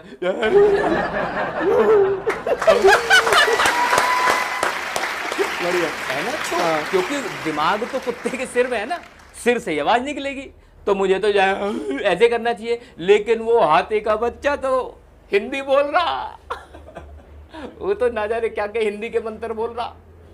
तो अगर वो हाथी है तो आवाज हाथी की आए ना, ऐसी आवाज निकले। बिल्कुल। वो तो कह रहा माता श्री आप मुझे आदेश करें माता श्री, मैं क्या कर सकता, असोन्नु लहराइए माता श्री कह रहा। मतलब अगर एक तो गलती ये करी कि गलत खोपड़ी लगा दी, गलत खोपड़ी के बाद भी सही आवाज निकल रही है, मुझे समझ में नहीं आ रही। तो मैंने कहा मेरी माँ तो हमें क्यों पागल बना रही है, ना भैया पहले बहुत सा था, और जो है यू समझ ले भैया, अगर तैने इनको गलत कह दी तो भगवान तुझे पागल कर देगा। अच्छा। हाँ, तो अब वो पागल कौन है आप समझ सकते हैं कि पागलपन किसे कहते हैं। क्या मैं पागलपन कर रहा हूँ, या वो बेवकूफ़ लोग जो बेवकूफ़ी को सत्य मानकर अपने जीवन में उतारें, या वो पागल है। तो ये छोटी सी घटना थी जो मैं लोगों को बताता। पर आपके ऊपर कभी इस तरीके का अटैक नहीं हुआ, क्योंकि इस घटना को मानने वाले करोड़ों लोग हैं। हाँ। और वो इस अगर आपकी नज़र में कहा जाए कि अंधविश्वास है, तो ये अंधविश्वास को तो वो पूरा संपूर्ण 100% विश्वास मान करके इसको यूज करते हैं और उसी को ही फॉलो करते हैं। तो आपको तो वो वैसे ही पागल कर देंगे मार मार के ही। नहीं, तो कभी ऐसा हुआ है? कभी नहीं, ऐसा हुआ तो नहीं है, पर जो आप कह रहे हैं वो सत्य हो भी सकता है। लेकिन क्या केवल वो लोग मेरी लिंचिंग कर देंगे इसके डर से सत्य कहना छोड़ दूं? वो संभव नहीं है।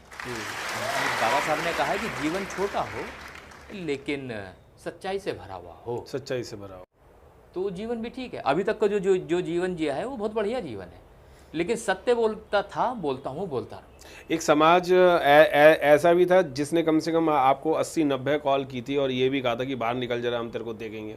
हाँ हाँ, बिल्कुल जो है आप ही के चैनल के माध्यम से मेरा विचार जो है लोगों तक पहुंचा, क्योंकि उस समाज में, मैं वाल्मीकि समाज की बात कर रहा हूँ, उस समाज में पाखंड और अंधविश्वास बहुत ज़्यादा व्याप्त है। एक अजीब सी घटना बताओ तो नहीं, एकदम फ्रेश मान लेगा है आपके बीच में। उसे कहते हैं तखत सरपंच। आगरा के जो वाल्मीकि समाज के लोग हैं, एक किसी व्यक्ति को चुनते हैं, सपोज करो हम आपको चुन रहे हैं कि ये जो आदमी तखत सरपंच है, और वो क्या करेगा, वो कम से कम 20 गांव के लोगों को मांस और मदिरा की दावत देगा। अच्छा। हाँ, केवल इस वजह से ही कि उसे तखत सरपंच बना दिया गया। तो एक निर्धारित व्यक्ति को केवल और केवल पाखंड और अंधविश्वास के चलते हुए आर्थिक रूप से इतना तोड़ दिया जाता है कि वो दोबारा उठने लायक भी नहीं रहता, केवल तखत सरपंच के नाम पर। केवल और केवल किसी बच्चे को बुखार हो गया, उस बुखार को ठीक करने के लिए डॉक्टर के पास जाने के बजाय उनके यहाँ एक भगत होता है, भगत बैठता है चौकी पर, चौकी पे बैठने से पीता है शराब, सुअर का खाता है मीट, फिर उसके शरीर में भरता है कलवा पौन। अब कलवा पौन कलवा पौन देवता है, वो ऐसे करेगा। अच्छा। नो महाराज, लौंडा बीमार हो रहा, होएगा ही, क्यों ना होएगा? नो क्यों बीमार हो रहा? रड़क है महाराज। काय की रड़क आ रही है? रड़क आ रही है, 6 महीने हो गए बच्चा कराते हैं ना। नो महाराज 1 साल होगी, फिर जब तू बच्चा ही ना कर रही तो रड़क तो आएगी। बच्चा करने का मतलब एक छोटे से सुअर के बच्चे को काटना है और उसकी खून की धार जो है देवता पे चढ़ानी है। अच्छा। इसका मतलब ये है। तो उस अंधविश्वास के चलते हुए एक सुअर के बच्चे को काटने का मतलब कम से कम 3000 से लेकर 5000 रुपये खर्च करना। तो फिर उसको काटा जाएगा और उसकी बलि चढ़ाने के बाद उसके मांस को, मदिरा जरूरी है, मदिरा जरूरी है, शराब जरूरी है। तो फिर इस तरह से करके वो लोग करते हैं। एक बार की बात थी, मैं ऐसे ही बैठा हुआ था, एक मेरे मित्र हैं इसी समाज में, बड़े अच्छे मित्र हैं मेरे। तो उन्होंने कहा सतीश भाई आप देखो, तो मैं एक चमत्कार दिखाता हूँ। वो ऐसे हिल रहा था, रड़क है, तो मैं भी चला गया। मैंने कहा भाई साहब नहीं महाराज, मैंने कहा महाराज मैं भी बड़ा परेशान चल रहा हूँ। परेशान चल रहा? बता क्या परेशानी है? मैंने कहा महाराज मैं भी यही कह रहा था, महाराज पीछे कह रहा है, अरे टीवी की आवाज कम कर, क्यों ना करता है तू, आवाज कम कर ले। अच्छा, पीछे टीवी चालू था, पीछे टीवी चल रहा है, टीवी की आवाज कम क्यों ना कर रहा, फिर हिलने लगा यूं। मैंने कहा महाराज मैं बड़ा परेशान हूँ और मैं 1 साल से एड्स से परेशान हूँ, मुझे HIV होगा। अबे तो तुझे HIV होगा तो तू मेरे धोरे क्या कर रहा, तू डॉक्टर के पास क्यों ना जाता, इलाज करो, अरे यहाँ ना इलाज। फिर दूसरी औरत आ गई, नो महाराज मेरे छोरे को बुखार हो रहा। आप समझ रहे, तो इसका मतलब क्या, वो बेवकूफ़ बना रहा था। उसे ये भी पता है कि टीवी चल रहा है, आवाज़ कम या ज़्यादा रिमोट से होगी, उसे ये भी पता है, और उसे ये भी पता है कि एड्स जैसी बीमारी का इलाज क्या हो सकता है। तो आप सोच के देखो, ये लोग पाखंडी तो कर रहे हैं, केवल किस वजह से, एक छोटी सी चीज़ कि मुझे मांस खाने को मिल जाए और मदिरा पीने के लिए मिल जाए, केवल एक अंधविश्वास की वजह से वो सारे समाज को अंधविश्वास की तरफ ले गए। अंग्रेजी साहित्य में कहानी लिखी है कि एक आदमी बांसुरी बजा रहा है और सब अंधे होके चूहे जो है गर्त में उसके पीछे जा रहे हैं। तो उसी तरह से हर परिवार में एक भगत होता है, वो केवल बांसुरी बजा रहा है और सारे समाज के लोग अंधे कुएं में गिरते जा रहे हैं। तो बड़ा दुख है। मैं ये कहना चाहता हूँ आपके चैनल के माध्यम से, अगर आप इस तरह की घटनाएं देख रहे हैं तो आप जो है शिक्षा की तरफ जाएं, बुद्ध के द्वारा बताए गए मार्ग की तरफ जाएं, बाबा साहब के द्वारा बताए मार्ग की तरफ जाएं और पाखंड से बचें, ताकि हमारे जीवन में शिक्षा का प्रसार हो। शिक्षा आएगी तो परिवर्तन आएगा। अच्छा, मैं ये जानना चाह रहा हूँ, आप बार बार यही बात कह रहे हैं कि आप बुद्ध को बार बार लेके आ रहे हैं, बुद्ध के में ही क्यों जाएं, जीसस के में क्यों ना जाएं, अल्लाह के में क्यों ना जाएं, महावीर जी के में क्यों ना जाएं, गुरु नानक जी के में क्यों ना जाएं, या हिंदू धर्म में 33 करोड़ देवी देवता, ये तो 4-5 ही हैं बस, ये जितने अभी मैंने गिलाए ये तो एक ही हैं। और जब हिंदू धर्म में 33 करोड़ देवी देवता है तभी तो बलशाली है वो। आप बड़ी अच्छी एक आदमी से कौन सा बल इतना मिलेगा या इतना ज्ञान मिलेगा, वहाँ तो 33 करोड़ देवी देवता ज्ञान फैलाने के लिए बैठे हुए हैं। आपने जो है मतलब धीरे धीरे तार हिलाते जा रहे हो। मैं बताना चाहूँगा, पूरी दुनिया में 2 ही परिपाटी जो लोग मानते हैं, वो कहते हैं कि एक तो नास्तिक है और एक आस्तिक है। 2 परिपाटी लोग बताते हैं, लेकिन मैं कहता हूँ 2 नहीं है, 3 परिपाटी है। मैं कहता हूँ, मैं नहीं कहता, मेरी क्या औकात है, बुद्ध कह रहे हैं 3 परिपाटी है। एक होते हैं वो लोग जो ईश्वर की सत्ता पर विश्वास नहीं करते, जो नहीं मानते कि पूरी दुनिया में कोई ईश्वर है, तो उन्हें कहते हैं नास्तिक। लेकिन वो लोग जो ये मानते हैं कि ईश्वर है, ईश्वर की सत्ता में विश्वास रखते हैं, उन्हें कहते हैं आस्तिक। आप देखिए मुस्लिम्स, वो मानते हैं अल्लाह है, आस्तिक है। क्रिश्चियन वो कहते हैं हाँ गॉड है, तो आस्तिक है। हिंदू कहते हैं भगवान है, आस्तिक है। इवन सिख भी देख लीजिएगा, सिख भी हिंदुओं के सारे देवी देवताओं को मानते हैं, तो वो भी आस्तिक है। तो नास्तिक भी हो गया, आस्तिक भी हो गया। लेकिन बुद्ध कहते हैं एक तीसरी परिपाटी है जिसका नाम है स्वास्तिक।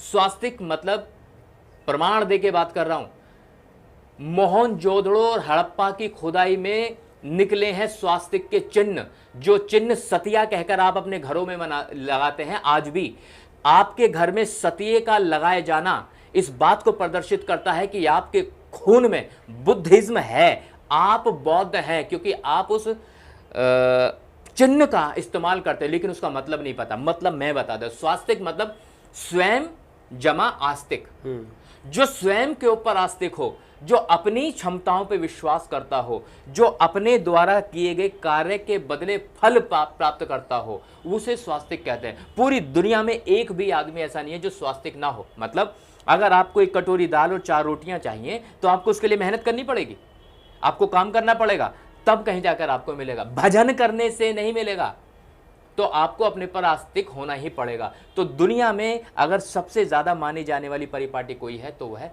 स्वास्तिक, स्वयं के ऊपर आस्तिक है।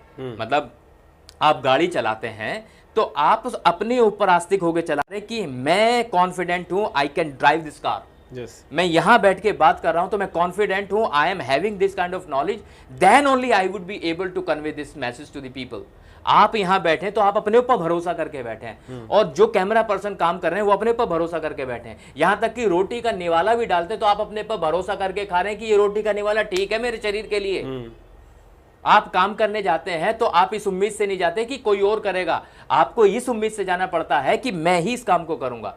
तो हम स्वयं के ऊपर आस्तिक हैं। तो बुद्ध का धम्म ही एक ऐसी अलग परिपाटी है पूरे विश्व में जो स्वास्तिक होना बताती है, और स्वास्तिक का चिन्ह पूरे दुनिया में इस्तेमाल किया जाता है, लेकिन लोग अपने अपने धर्म के हिसाब से उसका अलग अलग इस्तेमाल करते हैं, क्योंकि वो धार्मिक प्रतीक है, लेकिन उसका संबंध और उसका मतलब केवल बुद्ध के धम्म से ही जुड़ा हुआ है, खुदाई में मिला बाकायदा। जी, तो आपके जो पूरा परिवार है, अब जो है पूरा परिवार, क्योंकि पहले के पुराने लोग जो हुआ करते थे वो तो इसी में ही अंधविश्वास में ही थे, तो अब जो आपका परिवार है वो पूरा बुद्धिस्ट है? हाँ, वो परिवार जो मैंने बनाया है। मैं सतीश बौद्ध, मेरी वाइफ सरिता बौद्ध, मेरी बेटी विपश्यना बौद्ध और छोटी बेटी दीक्षा बौद्ध, हम 4 लोग बौद्ध हैं। आप पहले हिंदू धर्म में थे? नहीं, मैं बुद्धिस्ट थी बाय बर्थ? हाँ जी। अरे यार, लेकिन मैं सनातनी था।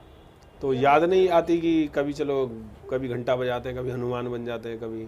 नहीं, याद आती है, उन मूर्खताओं की याद आती है मुझे जो मूर्खताएं की थी मैंने। अच्छा। मूर्खताएं जैसे भैरव बाबा पर शराब की बोतल की धार चढ़ाना, और नंगे पैर पहाड़ियों पर चढ़ते हुए माता वैष्णो के दर्शन करने जाना। आरती भी आती है सारी। हाँ, तो ये सारी चीज़ें हुआ करती थी। तो ये जो पाखंड था वो था, लेकिन उससे कोई परिणाम हासिल नहीं हुआ। जल्दी आंखें खुल गई, क्योंकि मैं जो है पूरे समर्पण भाव से जो है नमन करना चाहता हूँ भंते पुण्य धम्मा जी को, जिन्होंने ये मुझे बुद्ध का मार्ग बताया, क्योंकि अगर वो ना बताते तो शायद आज भी मैं पाखंडी होता। क्योंकि पाखंड के चलते मुझे ऐसा लगता था कि मैं भगवान की पूजा जितनी करूँगा तो मेरी नौकरी लग जाएगी। एक्चुअली उस दौरान मैं पढ़ाई कर रहा होता था, इंटरव्यू में फेल हो जाता था, लेकिन नहीं हो पाया, नहीं क्वालिफाई हुआ। लेकिन जब मैंने वो छोड़ा और पता किया कि कहाँ गड़बड़ है, तो मुझे पता चला मेरी लैंग्वेज बहुत ख़राब है, मेरी कम्युनिकेशन स्किल्स बिल्कुल अच्छी नहीं है। जो शब्द मैं इस्तेमाल करता हूँ, शब्द का उच्चारण मैं सही से नहीं कर पाता हूँ। अंग्रेजी भाषा का तो मुझे ज्ञान ही बिल्कुल नहीं है। मेरा कपड़े पहनने का ढंग अच्छा नहीं है। जब मैं लोगों के पास जाता हूँ और अपनी बात रखने का प्रयास करता हूँ तो मुझे घबराहट होने लगती है, हेजिटेशन होने लगती है, गुड़गुड़ होने लगती है। मुझे सेंस नहीं था कि कौन से कपड़े कब कैसे पहने जाने चाहिए। आप यकीन मानिएगा, मुझे इतना भी अंदाज़ा नहीं था कि जो है किस कलर की ट्राउज़र डालनी है और किस कलर का शर्ट डालना है, और किस तरह से मैं इंटरव्यू देने जाऊं तो अपने आप को किस तरह से प्रेजेंट करना है। कॉन्फिडेंस लेवल बिल्कुल ज़ीरो था। तो ये सारी चीज़ें मुझे भैरव बाबा थोड़ी दे देंगे। भैरव बाबा को खुद नहीं पता कि इंटरव्यू होता क्या है। अगर भैरव बाबा को बुला लें, उसके चल भाई तुम्हारा IAS का इंटरव्यू कर रहे हैं, तो भैरव बाबा खुद भी नहीं जानते यार ये क्या पूछ लेगा, उन्हें खुद नहीं पता, तो वो मुझे कैसे सिखाते। तो इसलिए धीरे धीरे जो है समझ में आना शुरू हुआ और वो रास्ता छोड़ दिया। बिल्कुल समझदारी से अगर काम करोगे तो बहुत आगे बढ़ेंगे।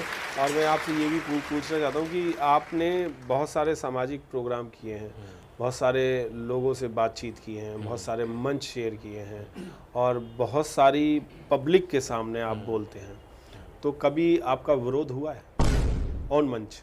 हाँ, कई बार विरोध हुआ। कई बार तो ऐसा भी हुआ कि इनके मामा जी रहते हैं यहाँ लोनी में ही, तो इनके जो भाई हैं उन्होंने मुझे कार्यक्रम में बुलाया। प्रोग्राम बहुत बड़ा था।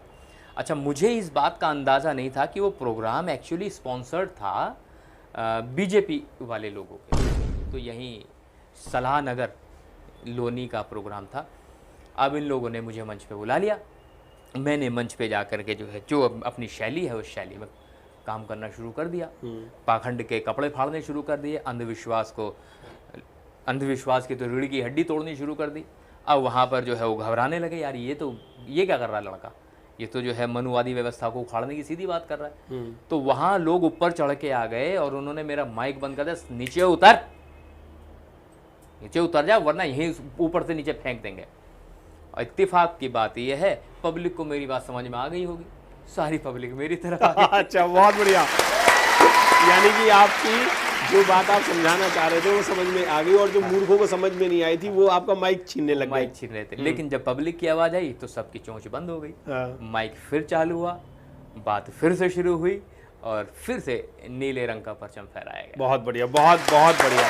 तो कभी ऐसा भी हुआ कि कभी आपको प्रताड़ना के साथ साथ कभी मारपीट हुई हो, आपके साथ छेड़छाड़ हुई हो? मारपीट छेड़छाड़ तो अभी नहीं हुई, क्योंकि समाज के जो लोग मेरे साथ रहते हैं वो कम से कम इतनी जिम्मेदारी ज़रूर उठाते हैं कि कोई सतीश बौद्ध को टच ना करे। बिल्कुल बिल्कुल। तो मैं इसके लिए समाज का साधुवाद अदा करता हूँ कि समाज के लोग ऐसा सोचते हैं।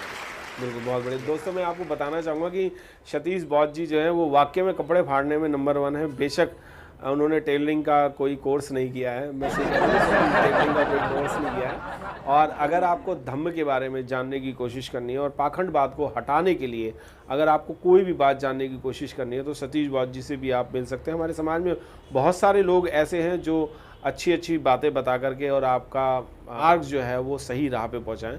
और उनमें से एक हमारे बहुत महत्वपूर्ण दिग्गज आज के गेस्ट हैं हमारे सतीश बौद्ध जी और सरिता बौद्ध जी।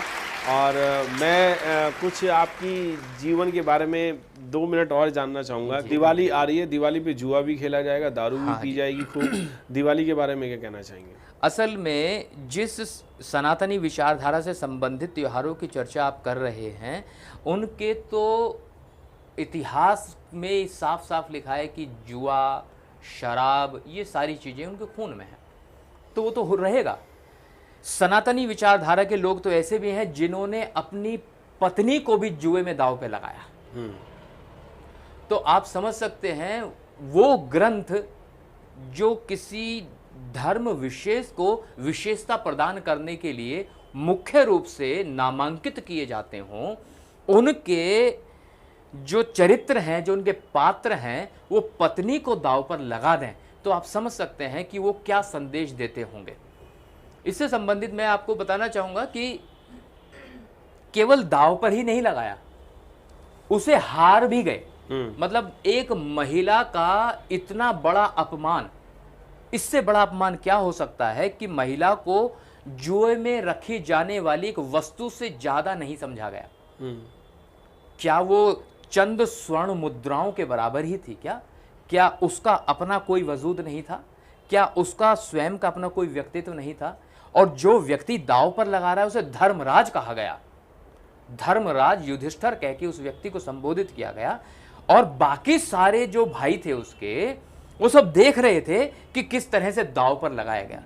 और केवल दांव पर ही नहीं लगा, हारने के बाद जब दुशासन खींचकर उसे दुर्योधन की जंगा पर बैठाने की बात करता है, उसके बाल खींचता है, उसके कपड़े उतारने की बात करता है, क्या तब भी उनका खून नहीं खोला कि मेरी भाभी के साथ, मेरी पत्नी के साथ इस तरह का दुराचार हो रहा है? अभी मैं यहाँ बैठा हूँ, कोई हाथ लगा कर दिखा दे, मारूंगा, मर जाऊंगा, अभी कर दूंगा काम। बिल्कुल।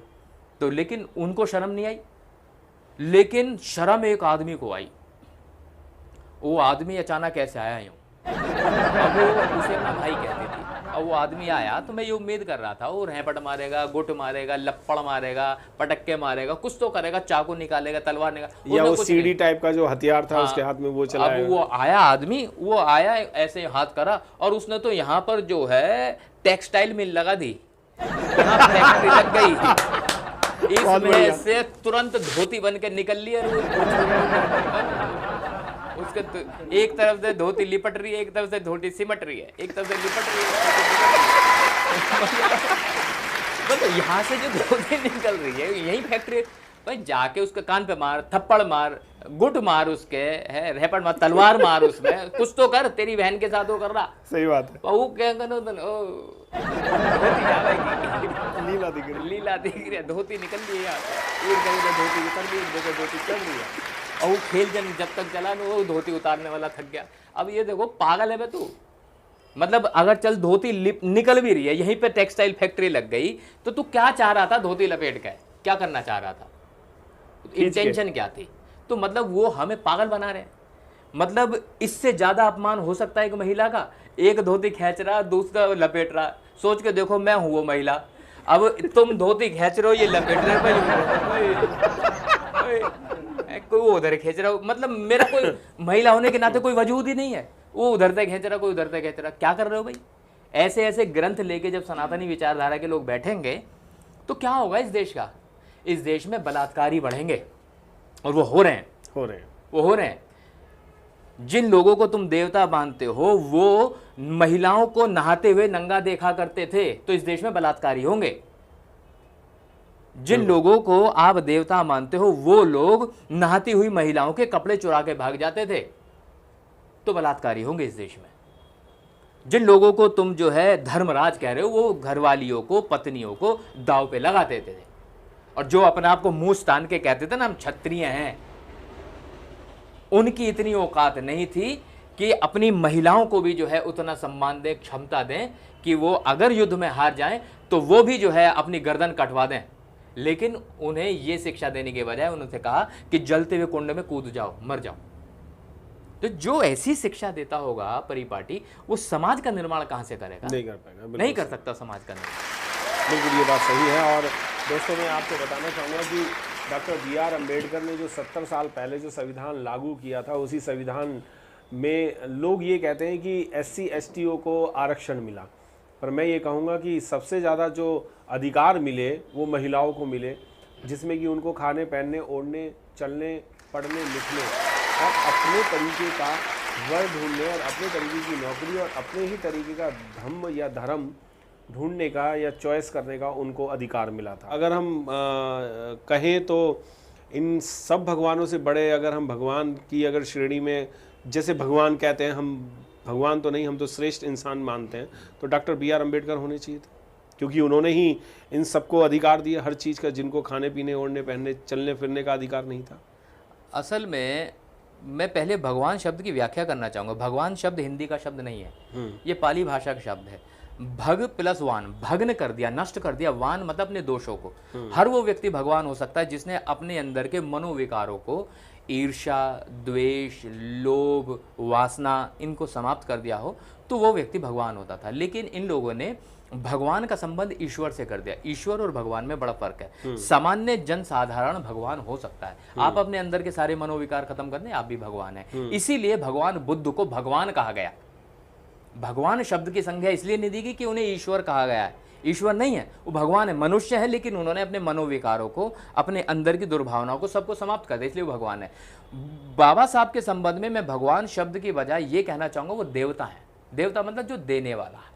इन्होंने दिया है, क्या दिया है? हमें जीने का हक दे दिया, हक दिया है, हमें सम्मान दे दिया, हमें स्वाभिमान दे दिया, हमें शिक्षा का अधिकार दे दिया, बिल्कुल, हमें हर वो चीज दे दी जिसकी हमें जीने के लिए जरूरत थी। पर क्या एक ही जाति को या एक ही धर्म को दिया ये? ना, पूरे भारतवर्ष को दिया है, पूरे भारतवर्ष में। क्योंकि महिला किसी जाति विशेष से नहीं है, महिला हर वर्ग में है, चाहे वो मुस्लिम्स में है, चाहे वो सनातनी विचारधारा की महिलाएं हों, चाहे वो शोषित पीड़ित दबे कुचले समाज की महिलाएं। हक तो सबको बराबर दिया गया है। मैं भाभी जी आपसे एक बात और कहना चाहूँगा कि मैं बार बार आपसे कह रहा था कि करवा चौथ पे साड़ी मिली, कभी साड़ी मिली या अब की बार साड़ी मिलेगी या नहीं मिलेगी? क्योंकि अब तो दिवाली भी आ रही है। नहीं, हम लोग करवा चौथ मनाते ही नहीं है। क्या होता है करवा चौथ मुझे खुद नहीं मालूम है। तो साड़ी की रही बात, मेरे पास इतना बड़ा गिफ्ट है, ये मेरे लिए काफ़ी है। बहुत बढ़िया। यानी कि अगर इनसे बड़ा गिफ्ट मेरे लिए क्या हो सकता है? साड़ी तो मैं जब चाहूँ खरीद सकती हूँ। और अगर मैं बात करूँ मनी की, तो पैसा मेरे हाथ में रहता है। इवन मुझको इनको देना पड़ता है, किराए के लिए लेना है इनको, 200 रुपये दे दो, 500 दे दो। तो एक ऐसे मजाक था, बट ऐसा कभी मुझे किसी भी प्रकार का कोई ये नहीं रहा कि मुझे ये नहीं दिया, वो नहीं दिया। क्योंकि भगवान कहते हैं ना, अगर भगवान बुद्ध ने मुझको सतीश बोध के साथ दे दिया तो वो बहुत बड़ी बात है। बहुत बढ़िया, बहुत बढ़िया, बहुत बढ़िया। यानी कि हमें कोई त्योहार की जरूरत नहीं, आपको कोई त्योहार की जरूरत नहीं है। मुझे कोई त्योहार की जरूरत नहीं है। मेरे लिए सबसे बड़ा गिफ्ट ये है।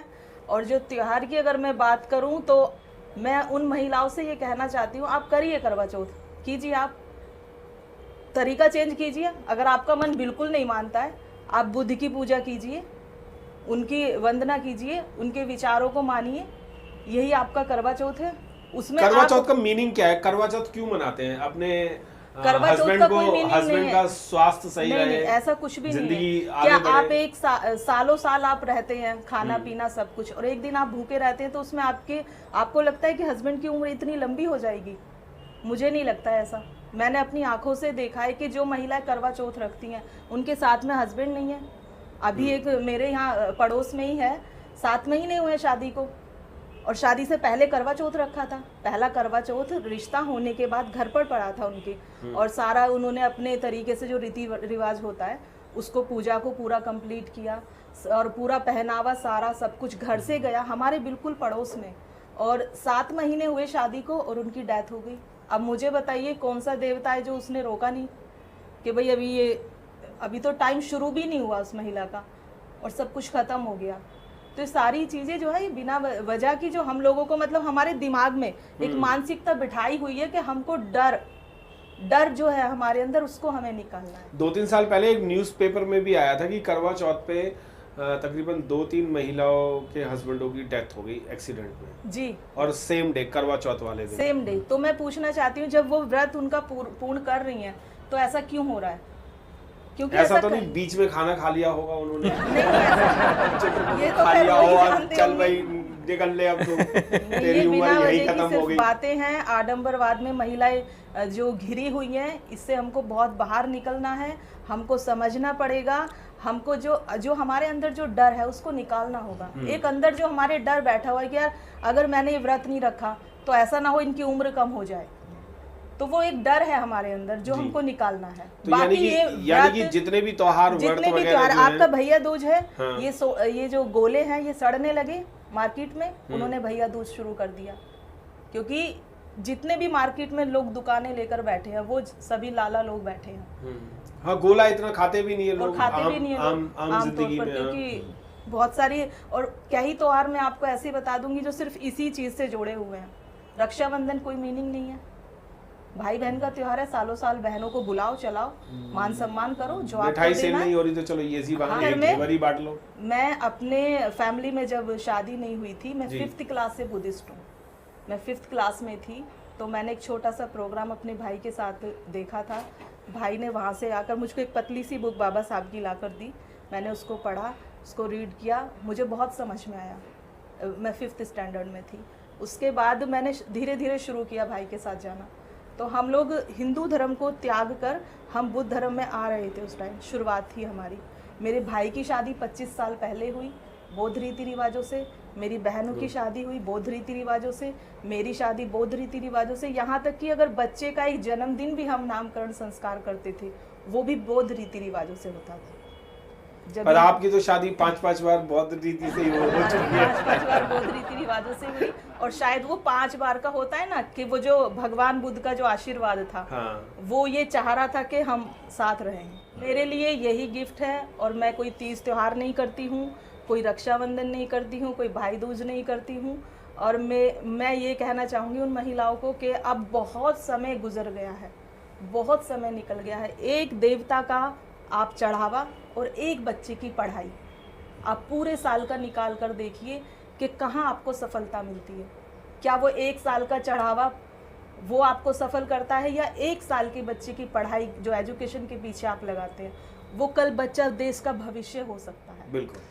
और वहाँ से हमको बहुत बढ़िया बात कही है कि पूरे साल का भगवान का देवी देवताओं का चढ़ावा एक तरफ कर दें, और वही चढ़ावा अगर हम अपने बच्चों पे उनकी एजुकेशन पे लगाएं तो शायद कोई IAS PCS कमिश्नर और शायद देश का प्रधानमंत्री और राष्ट्रपति या साइंटिस्ट भी बन सकता है। बहुत बढ़िया कही है आपने ये बात, इसके लिए आपको साधुवाद है बहुत। मैं और भी जानना चाहूँगा कि और कौन कौन से त्यौहार ऐसे हैं जो अंधविश्वासों में आ रहे हैं। मेरा मानना जो ये है कि आप अगर बदलना चाहते हैं सिर्फ आप महिलाओं को बदलिए जी। महिला के पीछे पति है, महिला के साथ बेटा है, बेटी है, बहू है, अपने सास ससुर जो भी हैं वो महिला के साथ जुड़े हुए हैं। अगर एक परिवार की महिला बदलती है तो मेरा कहना यह है कि पूरा परिवार बदलता है, और अगर परिवार बदलता है तो समाज बदलता है, समाज बदलता है तो हम कुछ भी कर सकते हैं लाइफ में। बिल्कुल, कुछ भी जो मतलब असंभव से संभव और असंभव से असंभव, जो हम ना करना चाहें वो कर सकते हैं, और जो हम करना चाहें वो कर सकते हैं। अगर देश की महिलाएं बदलती हैं तो हमें सोच बदलनी होगी और हमें विचार करना होगा। और जिस तरह से आपने सतीश जी को बुलाया है, मैं कहती हूँ इस तरह से आप कोई छोटा प्रोग्राम रखिए, बड़ा रखिए, और मैं खुद उसमें आना चाहती हूँ। और मैं खुद बहुत सारी बातें ऐसी हैं जो मैं बताना चाहूँगी महिलाओं को कि आपको क्या करना चाहिए लाइफ में। तो हमको जो बदलना है वो हमारी अपनी सोच बदलनी है। मेरे घर में 2 बेटियां हैं, मैं सुबह उठती हूँ, रेगुलर एक हमारे घर में त्रिशरण पंचशील होता है, बुद्ध वंदना, धम्म वंदना, संघ वंदना, वो लंबा टाइम हो जाता है। मैं उसमें भी ये सोचती हूँ ये टाइम वेस्ट है। अगर हमको कुछ करना है तो हम विचारों में कर सकते हैं। ज़्यादा बच्चे को खींचना, उसको बिठाना, उससे क्या होता है बच्चा डिस्टर्बेंस हो जाता है। मैं रेगुलर त्रिशरण पंचशील करती हूँ। मेरी बेटियाँ पाली भाषा में पढ़ती हैं, फिर उनका हिंदी में व्याख्यान करती हैं, वो जानती हैं सब कुछ। तो एक अगर मैं हूँ आज तो बेटियां हैं, समझ रही हैं। अगर मैं ही देवी देवताओं में होती तो वो भी आज जय माता की कर रही होती। बिल्कुल बिल्कुल। तो मेरा सबसे पहले बार बार यही कहना है कि आप अपने परिवार में महिलाओं के लिए ज़्यादातर उस पर ही फोकस करें, क्योंकि महिलाओं के समझ में आ जाएगा तो सब कुछ हो जाएगा, वरना कुछ नहीं होगा। क्योंकि ज़्यादातर तो महिलाएं जो हैं वो घर में ज़्यादा टाइम स्पेंड करती हैं और पूरे परिवार के साथ महिलाएं होती हैं जी। और महिलाएं अगर आडंबर में टन में लगी रहेंगी तो फिर तो नहीं, वही सोच उनकी भी बनेगी। जब मेरे पास बच्चे हैं बहुत हैं, और इससे ज़्यादा क्या चाहिए? बेटी बेटे में आज के टाइम में कोई फर्क नहीं है। आप देखिएगा जब ये पढ़ेंगी लिखेंगी और आगे बढ़ेंगी तो आप ये कहेंगे कि बेटा सोच में फर्क है, वैसे कोई फर्क नहीं है। अगर सामाजिक देखा जाए तो कोई फर्क नहीं है। आज लड़कियां महिलाएं जो हैं वो साइंटिस्ट भी हैं जी, IAS है, आप PCS अगर है। देखेंगे, मैं मतलब अपने मुंह में या मिट्टू नहीं बनना है, सतीश बोध का पार्ट है मेरी बेटी विपश्यना बोध। जब वो बोलती है, ये बोल रहे हैं बैंक से मैंने पूछा, बट वो जिस तरह के हैंड डायरेक्टली करती है, आई कांटेक्ट उसका होता है, मैं खुद उसको सोचती हूँ कि इसने कैसे सीखा। कहीं से कुछ नहीं देखना है करना है, वो बातें करती है तो बिल्कुल ऐसे लगता है दूसरा सतीश बौद्ध है। तो ये बेटा है मेरे लिए, असर है ना। मतलब मैं वही कहना चाहिए, बेटा है मेरे लिए। शायद बेटा नहीं कर पाता, मेरी बेटी कर रही है। नहीं, ये बात तो है सर। प्रधानमंत्री का बेटा आज तक एक को छोड़ करके बाकी कोई नहीं बना, दूसरा प्रधानमंत्री नहीं बना। और जरूरी नहीं है कि अब्दुल कलाम जी का बेटा भी साइंटिस्ट ही बनता, और ज़रूरी भी ऐसा नहीं हुआ कि बाबा साहब डॉक्टर BR अम्बेडकर के बेटे भी बाबा साहब बने हों, ज़रूरी नहीं है। और अगर ऐसा कुछ होता है तो ये तो बहुत अच्छा है, और ये हमारे लिए बहुत अच्छा है कि हमारे घर की बेटियां जो हैं वो आगे बढ़ रही हैं। दोस्तों, आज की चर्चा जो है वो बहुत ही शानदार रही, और टॉपिक जो है वो बहुत सारे आकृतियों पे आकर के टिक गया और बहुत मज़ा भी आया। और आई होप सो कि आप लोगों को भी मज़ा आएगा इन आज की वीडियो, आज का हमारा ये शो देखने के लिए।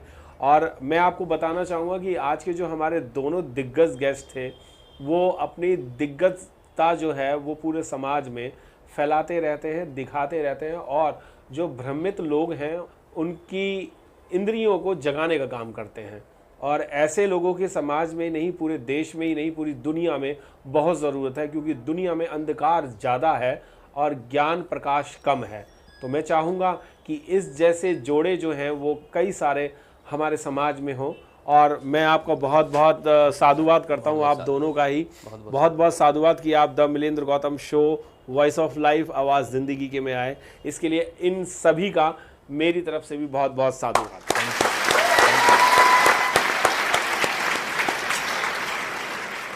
सतीश बौद्ध जी ने हमें बताया कि कुछ देना पड़ता है और बिना दिए कुछ भी नहीं होता, और ये संसार जो चलता है वो देने पे ही चलता है। पर जब देने की बात है तो मैं भी एक छोटा सा गिफ्ट इस दिग्गज जोड़े को देना चाहूँगा। ये बुद्ध की प्रतिमा आप लोगों के लिए हमारी तरफ से बहुत बहुत साधुवाद मिलेंद्र जी।